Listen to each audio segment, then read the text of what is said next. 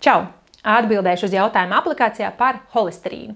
Sveiki, man ir jautājums par holesterīnu, man ir paaugstināts, ko es esmu darījis nepareizi, kā varu to samazināt, jo ārstiem uzreiz ir zāles. Kolosāls jautājums. Holesterīna 3 biežākie paaugstināšanas iemesli. Numur 1 – cukurs.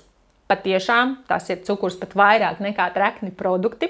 Ļoti nesen tieši tāpat arī man atnāca arī privāta ziņa no vīrieša, kurš teica, bāc, viss ārprāts, ārsts saka, crazy.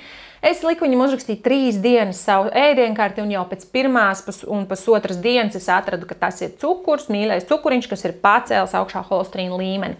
Tas, ko dara arī, kāpēc arī holesterīna līmenis ceļās, iespējams, ir bojātas zarnu sieniņas, jo numur 1, tā kā no ārējie kairinātāji holesterīna celšanai, ir cukurs, tauki, ja, un trešo tūlītās arī pateikšu, bet kas ir paaugstināti tauki, drīzāk tādi tā kā transtauki, cepti ēdieni, pār daudz piesātinātās taukskāpes, trekna gaļa, trekni piena produkti, margarīni un šokolādes, viss, kur mums iekšā ir apstrādāti tauki. Un otra lieta ir, kas ir iekšēji, ja tev ir bojātas zarnu sieniņas, kuras, starp citu, arī sabojā cukurs un viss mans iepriekš minētais, tas varbūt arī alkohols un īstenībā arī stress, tad ķermenis dabīgi līmē ciet ar holesterīnu, kas ir ķermenī esošais holesterīns, līmē ciet tās bojātās asinsvadu vietiņas un arī ceļ augšā holesterīna līmeni. Ja? Tad tā ir tāda apgrieztais logs. Tas, ko darīt, novērst, apskatīties, cik daudz cukurs ir tavā ikdienā, cik daudz pusfabrikāti ir un noteikti samazināt to līdz maksimālajam minimumam, aizstājot ar dabīgām alternatīvām. Noteikti paskatīties arī, cik daudz ir ūdens tavā ikdienā, ja, jo veiksmīgai asinsvadu darbībai ir vajadzīgs, protams, pilnvērtīgi daudz ūdens. Vai tie ir 30 ml uz katru tavu ķermeņa kilogramu? Obligāti tas ir tas, kas tev ir jāieliek. Numur 3 lieta, kas ceļ holesterīna līmeni, ir stress.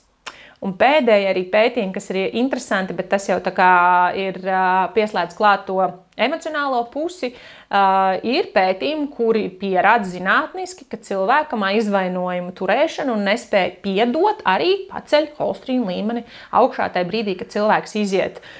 Vai nu pats ar sevi šo sesiju caur piedošanu un piedod sev par kādām lietām, var piedot kādam citam, tad tas viss kopējās ķermeni arī saistīts, protams, ar stresu un kortizolu, bet tas holesterīna līmenim ir tendence, protams, mums jāapskatās uz ilgāku periodu, negluži šodien piedevu, rīt holesterīns ir lejā, bet holesterīnam ir tendence mazināties. Tātad tās ir 3 lietas, ko es tev iesaku, es nezinu, vai tu to esi darījis, ja tu jautā, vai ko es esmu darījis nepareizi, vai tas ir tas, kas ir bijis tavā dzīvē, ja ir bijis, skaties, cik daudz un samazini.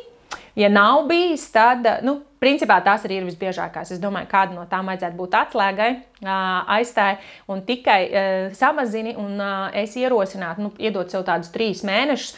Protams, ja ārsts saka, ka ir draudīgi augsts holesterīna līmenis, jau ir asinsvadu aizsprostojumi, ja pie tam vēl tas ir galvas zonā asinsvadu aizsprostojumi, tad vispār tā nav reāli joka lieta.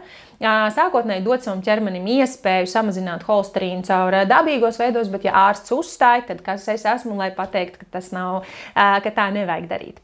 Es ticu, tev viss izdosies, noteikti pievērsies šam jautājumam kārtīgi, tu to vari izmainīt, tas nav mana ticība, bet tas ir reāli zinātniski pārbaudīts, ka ar šiem elementiem mēs varam mazināt un novērst holesterīna līmeņa paaugstināšanos.